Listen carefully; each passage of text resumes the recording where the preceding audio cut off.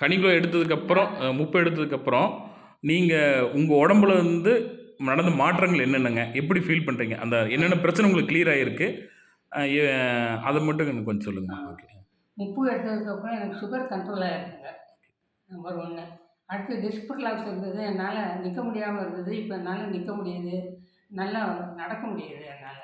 Okay. அது இப்போ அந்த பெயின் எல்லாம் ஒன்றும் இல்லை. ஓகே. இப்போ நான் பெல்ட் எல்லாம் முதல்ல வந்து ஆர்த்தோ டாக்டர்கிட்ட காட்டி நான் வந்து பெல்ட் போட்டிருந்தேன்.